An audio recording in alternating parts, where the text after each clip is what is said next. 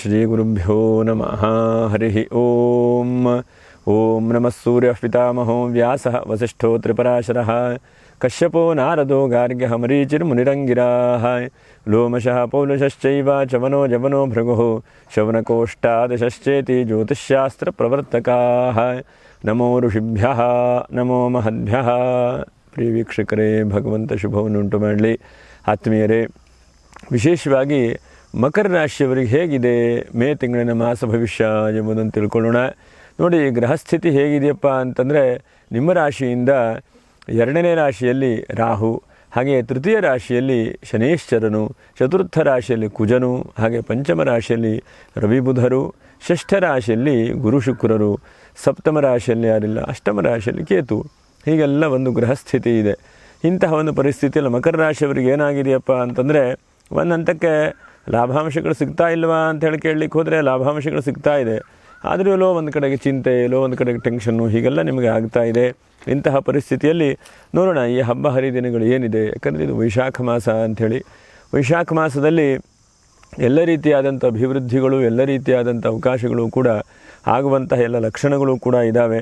ಯಾಕಂದರೆ ವೈಶಾಖ ಮಾಸ ಅಂತಂದರೆ ಹಬ್ಬ ಹರಿದಿನಗಳು ಮತ್ತು ವಿಶೇಷವಾಗಿ ಉಪನಯನ, ಮದುವೆ, ಹೀಗೆ ಮಂಗಲ ಕಾರ್ಯಗಳನ್ನು, ದೇವತಾ ಪ್ರತಿಷ್ಠೆ, ಹೀಗೆ ಮಾಡುವಂತಹ ಮಂಗಲ ಕಾರ್ಯಗಳನ್ನೆಲ್ಲ ಮಾಡಲಿಕ್ಕೆ ಅವಕಾಶಗಳೆಲ್ಲ ಇದ್ದಾವೆ. ಇಂತಹ ಒಂದು ಪರಿಸ್ಥಿತಿಯಲ್ಲಿ 1ನೇ ತಾರೀಕಿಗೆ ನೋಡಿ ಸತ್ಯನಾರಾಯಣ ಸ್ವಾಮಿ ಪೂಜೆ ಮಾಡುವಂಥ ಶುಭವಾದಂಥ ದಿವಸ. ಹಾಗೆ 5ನೇ ತಾರೀಕಿಗೆ ಸಂಕಷ್ಟರ ಚತುರ್ಥಿ ಇದೆ. 11ನೇ ತಾರೀಕಿಗೆ ಹನುಮತ್ ಜಯಂತಿ ಇದೆ. ಹಾಗೆ 13ನೇ ತಾರೀಕಿಗೆ ಸರ್ವೇಶಾಂ ಏಕಾದಶಿ. ಹಾಗೆ 15ನೇ ತಾರೀಕಿಗೆ ಹರಿಪದ ಪುಣ್ಯಕಾಲ ಅಂಥೇಳಿ. 16ನೇ ತಾರೀಕಿಗೆ ಬಾದಾಮಿ ಅಮಾವಾಸ್ಯೆಯೂ ಕೂಡ ಇದೆ. ಹಾಗೆ 17ನೇ ತಾರೀಕಿಂದ ನೋಡಿ ವಿಶೇಷವಾಗಿ ಅಧಿಕ ಜ್ಯೇಷ್ಠ ಮಾಸ ಅಂಥೇಳಿ ಶುರುವಾಗ್ತಾ ಇದೆ. ಇಂತಹ ಜ್ಯೇಷ್ಠ ಮಾಸದಲ್ಲಿ ಅಧಿಕ ಮಾಸ ಬಂದರೆ ಬಹಳ ಒಳ್ಳೆಯದಾದಂಥದ್ದು. ಯಾಕಂದರೆ ಅಧಿಕಸ್ಯ ಅಧಿಕಂ ಫಲಂ ಎಂಬುದಾಗಿ ಹೇಳ್ತಾರೆ. ಅಧಿಕ ಮಾಸದಲ್ಲಿ ಏನಾದರೂ ಪೂಜೆ ಪುನಸ್ಕಾರಗಳು, ದೇವತಾ ಆರಾಧನೆ, ಇದಕ್ಕೆಲ್ಲದಕ್ಕೂ ಕೂಡ ಶುಭವಾದಂಥದ್ದು ಎಂಬುದನ್ನು ಕೂಡ ಹೇಳ್ತಾರೆ. ಹಾಗೆ 27ನೇ ತಾರೀಕಿಗೆ ಸರ್ವೇಶಾಂ ಏಕಾದಶಿ, 30ನೇ ತಾರೀಕಿಗೆ ಸತ್ಯನಾರಾಯಣ ಸ್ವಾಮಿ ಪೂಜೆ ಮಾಡುವಂಥ ಹುಣ್ಣಿಮೆಯೂ ಕೂಡ ಇದೆ ಎಂಬುದನ್ನು ಕೂಡ ನಾವು ಗಮನಿಸಬಹುದು. ಹೀಗೆ ನೋಡೋಣ ಮಕರ ರಾಶಿಯವರಿಗೆ ಏನೇನು ಶುಭವಾದಂಥ ಅವಕಾಶಗಳು ಎಂಬಂಥ ಎಲ್ಲ ವಿಷಯಗಳನ್ನು ಕೂಡ ನಾವು ಗಮನಿಸೋಣ. ನೋಡಿ, ಮಕರ ರಾಶಿಯವರಿಗೆ ಹೇಗಾಗಿದೆಯಪ್ಪ ಅಂತಂದರೆ, ಒಂದು ಹಂತಕ್ಕೆ ದೇವತಾನುಗ್ರಹದಿಂದ ಎಲ್ಲ ಶುಭವಾದಂಥ ಅವಕಾಶಗಳು ಸಿಗ್ತಾ ಇದೆ. ಆದರೆ ಎಷ್ಟೋ ಜನಕ್ಕೆ ಒಂದು ಹಂತಕ್ಕೆ ಸ್ವಲ್ಪ ತೊಂದರೆಗಳು, ಸ್ವಲ್ಪ ಚಿಂತೆ, ಇಂತಹದ್ದು ಕೂಡ ಆಗ್ತಾ ಇದೆ. ಇಂತಹ ಒಂದು ಪರಿಸ್ಥಿತಿಯಲ್ಲಿ ನೋಡಿ, ಉತ್ತರಾಷಾಢ ನಕ್ಷತ್ರ 2, 3, 4ನೇ ಪಾದ, ಹಾಗೆ ಶ್ರವಣ ನಕ್ಷತ್ರ 1, 2, 3, 4ನೇ ಪಾದ, ಇನ್ನು ಧನಿಷ್ಠಾ ನಕ್ಷತ್ರ 1, 2ನೇ ಪಾದ. ನೀವು ವಿಡಿಯೋ ಮುಗಿಯವರೆಗೂ ಕೂಡ ನೀವು ನೋಡ್ತಾ ಇರಿ. ನಕ್ಷತ್ರ ಪರಿಹಾರಗಳು ಏನು ಎಂಬುದನ್ನು ಕೂಡ ನಾವು ಗಮನಿಸೋಣ. 1ನೇದಾಗಿ ರಾಶಿಯಿಂದ ಚತುರ್ಥ ರಾಶಿಯಲ್ಲಿರುವಂಥ ಕುಜನು, ಪಂಚಮದಲ್ಲಿರುವಂತಹ ರವಿ ಬುಧರು, ಈ 2 ಗ್ರಹಗಳು ನಿಮಗೆ ಬಹಳಷ್ಟು ಉತ್ತಮವಾದಂಥ ಫಲಗಳನ್ನು ನೀಡಲಿಕ್ಕೆ ಅವಕಾಶಗಳಿದ್ದಾವೆ.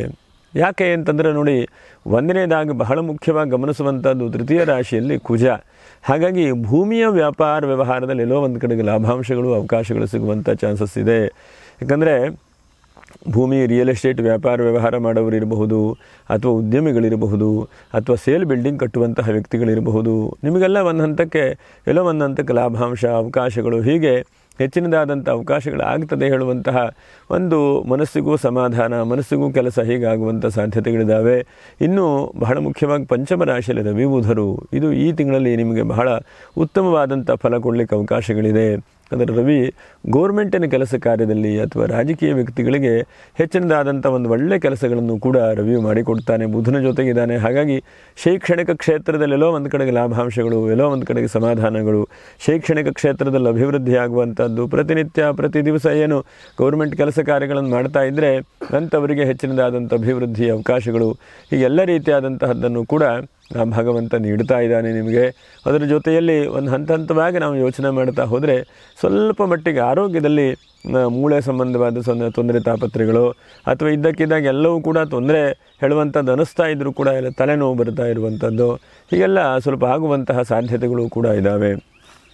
ಅದೇ ತರಹ ನಾವು ನೋಡಲಿಕ್ಕೆ ಹೋದರೆ ನೋಡಿ, ಎರಡನೇ ರಾಶಿಯಲ್ಲಿರುವಂತಹ ರಾಹುವಿಂದ ಬಹಳ ಮುಖ್ಯವಾಗಿ ವಾಕ್ ಕುಟುಂಬಂ ಧನಂ ಎಂಬುದಾಗಿ ಹೇಳ್ತೇವೆ. ವಾಕ್ಸ್ಥಾನ ಅಂತಂದರೆ ಮಾತಿನ ಸ್ಥಾನ. ಯಾರ್ಯಾರು ಪಾಠ ಪ್ರವಚನಗಳನ್ನು ಮಾಡ್ತಾ ಇದ್ರು ಅಂಥವರಿಗೆ ಆನ್ಲೈನ್ ಕೆಲಸ ಕಾರ್ಯಗಳಾಗುವಂಥದ್ದು, ಅಥವಾ ಹೊರಗಡೆಗೆ ಜನ ಇದ್ದಲ್ಲಿ ಹೋಗುವಂಥದ್ದು, ಪಬ್ಲಿಕ್ ಸರ್ವಿಸ್ ಮಾಡುವಂಥದ್ದು, ಎಲ್ಲ ರೀತಿಯಾದಂಥ ಅವಕಾಶಗಳನ್ನು ಕೂಡ ಕಾಣಬಹುದು. ನೋಡಿ, ಇವತ್ತಿನ ಡಿಜಿಟಲ್ ಮಾರ್ಕೆಟಿಂಗ್ ಒಂದು ಯುಗದಲ್ಲಿ ಎಲ್ಲರಿಗೂ ಕೂಡ ಅಂತಹ ಕೆಲಸ ಯಾರ್ಯಾರು ಮಾಡ್ತಾ ಇದ್ರು ಅಂಥವ್ರಿಗೆ ಹೆಚ್ಚಿನದಾದಂತಹ ಅವಕಾಶಗಳು, ಲಾಭಗಳು, ಸಮಾಧಾನಗಳು ಹೀಗೆಲ್ಲ ನಿಮ್ಗೆ ಕಾಣುವಂಥ ಸಾಧ್ಯತೆಗಳಿದೆ. ಎಷ್ಟೋ ಸಲ ನಾವು ಯೋಚನೆ ಮಾಡ್ತಾ ಇರ್ತೇವೆ, ಒಂದು ಸಲ ಇದ್ದ ಕಾಲ ಮತ್ತೊಂದು ಸಲ ಇರುವುದಿಲ್ಲ, ಅಪ್ಗ್ರೇಡ್ ಆಗ್ತಾ ಇರ್ತದೆ ಅಲ್ವಾ? ಹಾಗೆ ಇವತ್ತಿದ್ದಂತಹದ್ದು ನಾಳೆಗಿರುವುದಿಲ್ಲ, ನಾಳೆದೆಲ್ಲ ಅಪ್ಗ್ರೇಡ್ ಆಗ್ತಾ ಹೋಗುತ್ತದೆ. ಜೀವನವೇ ಹಾಗೆ, ಜೀವನ ಶೈಲಿ. ಹಾಗಾಗಿ ಯಾರ್ಯಾರು ಡಿಜಿಟಲ್ ಮಾರ್ಕೆಟಿಂಗ್ ಮಾಡ್ತಾ ಇದ್ರು, ಅಥವಾ ಯೂಟ್ಯೂಬ್ ಕೆಲಸ ಕಾರ್ಯಗಳನ್ನು ಮಾಡ್ತಾ ಇದ್ರು, ಅಥವಾ ಪತ್ರಿಕೋದ್ಯಮದಲ್ಲಿ ಕೆಲಸ ಕಾರ್ಯಗಳನ್ನು ಮಾಡ್ತಾಯಿದ್ರು ಅಂಥವರಿಗೆಲ್ಲ ಹೆಚ್ಚಿನದಾದಂತಹ ರಾಹು. ಹೊರದೇಶದಿಂದ ಅವಕಾಶಗಳು, ಹೊರದೇಶದ ಕಂಪ್ನಿ. ನೋಡಿ, ನಮ್ಮ ಯೂಟ್ಯೂಬ್ ಎಲ್ಲಿದು? ಹೊರದೇಶದಲ್ವ ಇದು? ಹಾಗೆಯೇ ಅನೇಕ ಹೊರಗಡೆಯಿಂದ ಹೆಚ್ಚಿನದಾದಂಥ ಅವಕಾಶಗಳು, ಒಳ್ಳೆ ರೀತಿಯಾದಂಥ ಕೆಲಸ ಕಾರ್ಯಗಳಿಗೂ ಕೂಡ ಅಗತ್ಯ, ಉಪಯುಕ್ತ ಎಲ್ಲವೂ ಕೂಡ ಇದ್ದಾವೆ. ಹಾಗಾಗಿ ಅಂತಹದ್ರಿಂದ ಅನುಕೂಲತೆ ಆಗುವಂಥ ಸಾಧ್ಯತೆಗಳಿದೆ. ಇನ್ನು ಬಹಳ ಮುಖ್ಯವಾಗಿ ತೃತೀಯಾಧಿಪತಿಯಾದಂಥ ಗುರು ಷಷ್ಠ ರಾಶಿಯಲ್ಲಿದ್ದಾನೆ. ಹಾಗಾಗಿ ಸ್ವಲ್ಪ ಮಟ್ಟಿಗೆ ಮನಸ್ಸೇ ಶತ್ರು, ಸ್ವಲ್ಪ ಆಲಸ್ಯತನ, ಇದ್ದಕ್ಕಿದ್ದ ಹಾಗೆ ಏನೋ ಒಂದು ಹಂತಕ್ಕೆ ಯೋಚನೆಗಳು, ಟೆನ್ಷನ್ ಆಗುವಂಥ ಸಾಧ್ಯತೆಗಳು ಎಲ್ಲವೂ ಚೆನ್ನಾಗಿದೆ. ಆದರೆ ನಿಮ್ಮ ಬೆಳಗ್ಗೆ ಬೇಗನೆ ಇಡಲಿಕ್ಕಾಗಲ್ಲ, ಬೇರೆ ಬೇರೆ ಕೆಲಸ ಕಾರ್ಯಗಳು ಸರಿಯಾದಂಥ ಒಂದು ರೀತಿಯಲ್ಲಿ ಹೋಗೋದಿಲ್ಲ. ಹಾಗೆ ಏನೋ ಒಂದು ಹಂತಕ್ಕೆ ಒತ್ತಡ, ಏನೋ ಒಂದು ಚಿಂತೆ, ಇಂತಹದ್ದಾಗುವಂಥ ಸಾಧ್ಯತೆಗಳಿದ್ದಾವೆ. ಹಾಗೆ ಅನಂತರದಲ್ಲಿ ಬಹಳ ಮುಖ್ಯವಾಗಿ ಗಮನಿಸುವಂಥದ್ದು ಬುಧ ಮತ್ತು ರವಿಯಿಂದ ಶೈಕ್ಷಣಿಕ ಕ್ಷೇತ್ರದಲ್ಲಿರುವಂಥ ವ್ಯಕ್ತಿಗಳಿಗೆ ಹೆಚ್ಚಿನದಾದಂಥ ಅಭಿವೃದ್ಧಿಯ ಅವಕಾಶಗಳು ಹೀಗೆಲ್ಲ ಆಗ್ತಾ ಹೋಗ್ತದೆ. ಯಾಕಂದರೆ ಶೈಕ್ಷಣಿಕ ಕ್ಷೇತ್ರ ಬಹಳ ಉತ್ತಮವಾದಂಥದ್ದು. ಇಂಥ ಕ್ಷೇತ್ರದಲ್ಲಿದ್ದಂಥವರಿಗೆ ಟೀಚಿಂಗ್ ಪ್ರೊಫೆಷನಲ್ ಇರಬಹುದು, ಅಧ್ಯಾಪಕರಿರಬಹುದು, ಅಥವಾ ಪಾಠ ಪ್ರವಚನ ಮಾಡ್ತಾ ಇರುವಂಥವ್ರು ಇರಬಹುದು, ನಿಮಗೆಲ್ಲ ಸ್ವಲ್ಪ ಸನ್ಮಾನಗಳು, ಅವಕಾಶಗಳು ಕೂಡ ಸಿಗುವಂಥ ಚಾನ್ಸಸ್ಸು. ಅದರ ಜೊತೆಗೆ ಹೆಚ್ಚಿನದಾದಂಥ ಆರ್ಥಿಕವಾದಂಥ ಅವಕಾಶಗಳನ್ನು ಕೂಡ ಭಗವಂತ ನೀಡುತ್ತಾನೆ. ಇನ್ನು ಶುಕ್ರನು ಗುರು ಜೊತೆಗಿದ್ದಾನೆ. ಶುಕ್ರನಿಂದ ನಾವು ಚಿಂತನೆ ಮಾಡುವಂಥದ್ದಂತಂದರೆ ವಸ್ತ್ರ ವ್ಯವಹಾರ ಮಾಡೋರು ಸ್ವಲ್ಪ ಜಾಗ್ರತೆ ವಹಿಸ್ಕೊಳ್ಬೇಕು. ವಸ್ತ್ರ ವ್ಯಾಪಾರ ವ್ಯವಹಾರದಲ್ಲಿ ಎಲ್ಲ ಚೆನ್ನಾಗಿದ್ದಂಗೆ ಕಾಣುತ್ತದೆ, ಆದರೂ ಕೂಡ ಏನೋ ಒಂದು ಹಂತಕ್ಕೆ ಕೊನೆಗೆ ಲೆಕ್ಕಾಚಾರ ಮಾಡಲಿಕ್ಕೆ ಹೋದಲ್ಲಿ ಲಾಸ್ ಆಗಿಬಿಡುತ್ತೆ. ಅಥವಾ ಇನ್ವೆಸ್ಟ್ಮೆಂಟ್ ಮಾಡಿರುವಂತಹದ್ದು ಸ್ವಲ್ಪ ರಿಟರ್ನ್ ಬರುವಂಥದ್ದು ಕಷ್ಟ ಆಗಬಹುದು. ಹೀಗೆ ಏನೋ ಒಂದು ವಸ್ತ್ರ ಆಭರಣ ವ್ಯವಹಾರ ಮಾಡೋರಿಗೆ ಸ್ವಲ್ಪ ಚಿಂತೆ, ಕಷ್ಟ, ಟೆನ್ಷನ್ ಹೀಗೆಲ್ಲ ಆಗುವಂಥ ಸಾಧ್ಯತೆಗಳಿದ್ದಾವೆ. ಇನ್ನು ಅಷ್ಟಮದಲ್ಲಿರುವಂತಹ ಕೇತು ತಂದೆಯವರ ವಿಷಯದಲ್ಲಿ ಬಹಳ ಜಾಗ್ರತೆ, ಬಹಳ ಸೂಕ್ಷ್ಮತೆಯನ್ನು ವಹಿಸ್ಕೊಳ್ಬೇಕು. ತಂದೆಯವರ ವಿಷಯದಲ್ಲಿ ಏನೋ ಸ್ವಲ್ಪ ಸಣ್ಣ ಪುಟ್ಟ ಸಮಸ್ಯೆಗಳು, ಚಿಂತೆಗಳಾಗುವಂಥ ಸಾಧ್ಯತೆಗಳಿದ್ದಾವೆ. ಅಥವಾ ಹಿರಿಯರು, ನೀವು ಯಾರನ್ನು ನೋಡ್ಕೊಳ್ತಾ ಇದ್ದೀರೋ ಅಥವಾ ಯಾರನ್ನು ಪಾಲನೆ ಮಾಡ್ತಾ ಇದ್ದೀರೋ ಅಂಥವರ ವಿಷಯದಲ್ಲಿ ಸ್ವಲ್ಪ ಕಿರಿಕಿರಿ ಆಗುವಂಥ ಸಾಧ್ಯತೆಗಳು. ಈ ವಿಷಯದಲ್ಲಿ ತುಂಬಾ ಜಾಗ್ರತೆ ವಹಿಸ್ಕೊಳ್ಬೇಕು. ಯಾಕಂದರೆ ಹಿರಿಯರನ್ನು ನಾವು ಎಷ್ಟು ಸಾಧ್ಯ ಆಗುತ್ತೋ ಅಷ್ಟು ಚೆನ್ನಾಗಿ ನೋಡ್ಕೊಳ್ಳುವಂಥದ್ದು, ಚೆನ್ನಾಗಿ ವ್ಯವಸ್ಥೆ ಇಟ್ಕೊಳ್ಳುವಂಥ ಪ್ರಯತ್ನಗಳನ್ನು ಮಾಡಿಕೊಳ್ಬೇಕು. ಇನ್ನು ನವಮಾಧಿಪತಿಯಾದಂಥ ಬುಧನು ರವಿ ಜೊತೆಗಿದ್ದಾನೆ. ಯಾವುದೋ ಒಂದು ಈಗ ನಾವು ಸರ್ವಿಸ್ ಸೆಂಟ್ರಲ್ಲಿದ್ದೇವೆ ಅಥವಾ ಲ್ಯಾಪ್ಟಾಪ್ ಸೆಂಟ್ರಲ್ಲಿದ್ದೇವೆ ಅಂತ ಇಟ್ಕೊಳ್ಳಿ.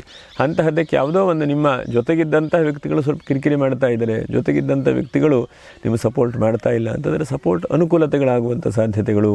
ಅಥವಾ ಏನಾದ್ರು ಮಾರ್ಕೆಟಿಂಗ್ ಲೈನಲ್ಲಿದ್ದವರಿಗೆ ಏನು ಮಾಡಿದ್ರು ಕೂಡ ಟಾರ್ಗೆಟ್ ರೀಚ್ ಮಾಡಲಿಕ್ಕೆ ಆಗ್ತಾ ಇಲ್ಲ, ಅಥವಾ ಏನು ಮಾಡಿದ್ರು ಟಾರ್ಗೆಟೆಲ್ಲ ಅನುಕೂಲ ಆಗ್ತಾ ಇಲ್ಲ ಅಂತಂದರೆ ಅವರಿಗೆ ಅಂತಹದ್ದಕ್ಕೆ ಅವಕಾಶಗಳಾಗುವಂಥ ಸಾಧ್ಯತೆಗಳಿದ್ದಾವೆ. ಇನ್ನು ವಿವಾಹಾದಿ ಮಂಗಲ ಕಾರ್ಯಕ್ಕೆ ಸ್ವಲ್ಪ ಕಷ್ಟವೇ. ಈ ತಿಂಗಳಲ್ಲಿ ಆಗ್ತದೆ, ಪ್ರಯತ್ನಗಳನ್ನು ಮಾಡಿ ಹಾಗೂ ಸಾಧ್ಯತೆಗಳು ಸ್ವಲ್ಪ ಕಷ್ಟವೇ. ಇನ್ನು ಸಂತಾನಾದಿಗಳಿಗೂ ಸ್ವಲ್ಪ ಕಷ್ಟವೇ, ಯಾಕಂದರೆ ಪಂಚಮದ ರವಿ ಬುಧರಿದ್ದಾರೆ. ಹಾಗಾಗಿ ಪ್ರಯತ್ನ ಮಾಡಿ, ಈ ಕ್ಷಣಕ್ಕಾಗಿಲ್ಲ ಅಂದರೆ ಮುಂದಿನ ತಿಂಗಳು ಕೂಡ ಆಗುವಂಥ ಸಾಧ್ಯತೆಗಳಿರುತ್ತೆ, ಇಲ್ಲವೇ ಇಲ್ಲ ಹೇಳುವಂಥದ್ದಿಲ್ಲ. ಹೀಗೆ ಓವರಾಲಾಗಿ ನೋಡಲಿಕ್ಕೆ ಹೋದರೆ ಒಂದು ಹಂತಕ್ಕೆ ಯಾವುದೋ ರೀತಿಯಾದಂಥ ಒಂದು ಅವಕಾಶಗಳನ್ಕ ಬರುತ್ತೆ ಈ ತಿಂಗಳಲ್ಲಿ ನಿಮಗೆ. ಯಾಕಂದರೆ ಬುಧನು ಅವಕಾಶಗಳನ್ನು ಕೊಡುವಂಥ ಒಂದು ಗ್ರಹ.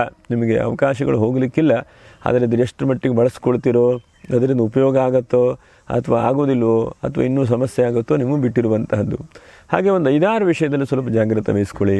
ಒಂದನೇದಾಗಿ ನೀರಿನ ವಿಷಯದಲ್ಲಿ, ನೀರನ್ನು ಎಲ್ಲೆಲ್ಲೋ ಹೋಗಿ ಹೇಗೇಗೋ ಕುಡಿಯುವಂತಹ ವ್ಯವಸ್ಥೆಯೂ ಅಲ್ಲ, ಅದರ ಜೊತೆಯಲ್ಲಿ ಶುದ್ಧವಾದಂಥ ನೀರು, ಶುದ್ಧವಾದಂಥ ವಾತಾವರಣಗಳು, ಮತ್ತು ಅದರ ಜೊತೆಯಲ್ಲಿ ಏನಾದರೂ ನಿಮ್ಮ ಮನೆಯಲ್ಲಿ ಬೋರ್ವೆಲ್ಲು ವ್ಯವಸ್ಥೆಗಳಿದ್ದರೆ ಸಣ್ಣ ಪುಟ್ಟ ಸಮಸ್ಯೆಗಳು ಬರುವಂಥ ಸಾಧ್ಯತೆಗಳಿದ್ದಾವೆ. ಇಂತಹದ್ದು ವಿಷಯದಲ್ಲಿ ತುಂಬ ಜಾಗ್ರತೆ ವಹಿಸ್ಕೊಳ್ಳುವಂತಹ ಪ್ರಯತ್ನಗಳು. ಯಾಕಂದರೆ ಇವತ್ತು ನೀರಿನ ವ್ಯವಸ್ಥೆ ಹೇಗಿದೆಯೋ ನಾಳೆಗಿರುತ್ತೆ ಅಂತ ಹೇಳಲಿಕ್ಕೆ ಆಗೋದಿಲ್ಲ. ಹಾಗಾಗಿ ನೀರಿನ ವ್ಯವಸ್ಥೆಯಲ್ಲಿ ಸ್ವಲ್ಪ ತೊಂದರೆ ತಾಪತ್ರಗಳು ಬರುವಂಥ ಸಾಧ್ಯತೆಗಳಿದ್ದಾವೆ. ಹಾಗೆ ಎರಡನೇದಾಗಿ ಬಹಳ ಮುಖ್ಯವಾಗಿ ಗಮನಿಸುವಂಥದ್ದು ಗೃಹಿಣಿಯರು. ನಾವು ಮನೇಲಿ ಬಿಸ್ನೆಸ್ ಮಾಡ್ತೇನೆ, ಮನೇಲಿ ಕೆಲಸ ಕಾರ್ಯಗಳನ್ನು ಮಾಡ್ತೇನೆ, ಹೀಗೆ ಮಾಡ್ತೇನೆ, ಹಾಗೆ ಮಾಡ್ತೇನೆ ಅಂದ್ಕೊಂಡ್ಬಿಡ್ತೀರಿ. ಎಷ್ಟೋ ಸಲ ಅದರಿಂದ ಮೋಸವೂ ಕೂಡ ಆಗುವಂಥ ಸಾಧ್ಯತೆಗಳಿದ್ದಾವೆ. ಹಾಗಾಗಿ ಗೃಹಿಣಿಯರು ಬಹಳ ಮುಖ್ಯವಾಗಿ ಜಾಗೃತಿ ವಹಿಸ್ಕೊಳ್ಬೇಕು, ಗಮನ ಕೊಟ್ಕೊಳ್ಬೇಕು. ಹಾಗೆ ಮೂರನೇದಾಗಿ ಬಹಳ ಮುಖ್ಯವಾಗಿ ಲೋನನ್ನು ಆಗ್ತದೆ ಅಂತಂದೆ ನಾನು. ಯಾಕಂದರೆ ರವಿ ಬುಧರ ಒಟ್ಟಿಗೆ ಇದ್ದಾಗ ಗೌರ್ಮೆಂಟಿನ ನೌಕರಿವಂತರಿಗೆ ಅಥವಾ ಲೋನ್ ಆಗುವಂಥ ವ್ಯಕ್ತಿಗಳಿಗೆಲ್ಲ ಅನುಕೂಲ ಆಗುತ್ತೆ ಎಂಬುದನ್ನು ಕೂಡ ಹೇಳಿದೆ. ಆದರೂ ಕೂಡ ಸ್ವಲ್ಪ ಮಟ್ಟಿಗೆ ಎಷ್ಟು ಪರ್ಸೆಂಟೇಜು, ಹೇಗೆ ಮಾಡಿಕೊಳ್ತಾ ಇದ್ದೀರಿ, ಏನು ತೊಂದರೆಗಳಾಗ್ತಾ ಇದೆ, ಏನು ಅನುಕೂಲ ಅನಾನುಕೂಲ ನಿಮಗೆ ಬೇಕು. ಸುಮ್ಮನೆ ನಾವು ಬೇಕಾಗತ್ತೆ ಅಂಥೇಳಿ 13-12% ಇಂಟ್ರೆಸ್ಟ್ ತೆಗೆದುಕೊಂಡ್ರೆ ಕಟ್ಟಲಿಕ್ಕೆ ಆಗೋದಿಲ್ಲ, ಬಹಳ ಕಷ್ಟ ಆಗುತ್ತದೆ. ಹಾಗಾಗಿ ಸ್ವಲ್ಪ ಲೋನನ್ನು ತೆಗೆದುಕೊಳ್ಳಿ, ನಿಮ್ಮ ಆಯಾ ವ್ಯಯಗಳನ್ನೆಲ್ಲ ನೋಡಿಕೊಂಡು ಪ್ರಯತ್ನವನ್ನು ಮಾಡಿ. ಹಾಗೆ 4ನೇದಾಗಿ ಸ್ವಲ್ಪ ಪ್ರಯಾಣ ಯೋಗವೂ ಕೂಡ ಇದೆ. ಆದರೆ ಪ್ರಯಾಣದಲ್ಲಿ ಸ್ವಲ್ಪ ಜಾಗ್ರತೆ ವಹಿಸ್ಕೊಳ್ಳಿ. ಎಲ್ಲೋ ಒಂದು ಕಡೆ ಹೋಗುವಂಥದ್ದು, ಪ್ರಯಾಣದಲ್ಲಿ ತೊಂದರೆ ಆಗುವಂಥದ್ದು ಎಲ್ಲ ಚೆನ್ನಾಗಿರುತ್ತೆ ಅಂದ್ಕೊಳ್ತಾ ಇರ್ತೀರಿ. ಆದರೆ ಪ್ರಯಾಣದಲ್ಲಿ ಏನೋ ಒಂದಷ್ಟು ಕಿರಿಕಿರಿ ಸಮಸ್ಯೆಗಳು ಇದ್ದಕ್ಕಿದ್ದ ಹಾಗೆ ವಾಹನ ಕೆಟ್ಟು ಹೋಗೋದು ಹೀಗೆಲ್ಲ ಆಗುತ್ತದೆ. ಹಾಗೆ 5ನೇದಾಗಿ ಬಹಳ ಮುಖ್ಯವಾಗಿ ನಿಮ್ಮ ಆರೋಗ್ಯ, ನಿಮ್ಮ ವೈಯಕ್ತಿಕವಾದಂಥ ವ್ಯವಸ್ಥೆ ಬಗ್ಗೆ ಸ್ವಲ್ಪ ಜಾಗ್ರತೆ ವಹಿಸ್ಕೊಳ್ಬೇಕು. ಯಾಕೆ ನಿಮ್ಮ ಆರೋಗ್ಯದಲ್ಲೇ ಸ್ವಲ್ಪ ಕಿರಿಕಿರಿ, ನಿಮ್ಮ ಆರೋಗ್ಯದಲ್ಲೇ ಚಿಂತೆ ಅಂತಂದರೆ ಉಪಯೋಗ ಆಗೋದಿಲ್ಲ. ಹಾಗಾಗಿ ಘಟ ಇದ್ದರೆ ಮಠವಂತೆ. ಹಾಗಾಗಿ ಶರೀರ ಹೇಳುವಂಥದ್ದು ಬಹಳ ಉತ್ತಮವಾದಂಥ ಆರೋಗ್ಯ, ಉತ್ತಮವಾದಂಥ ವ್ಯವಸ್ಥೆಗಳು ಇರುವ ಹಾಗೆ ನಾವು ಪ್ರಯತ್ನ ಮಾಡಿಕೊಳ್ಬೇಕು.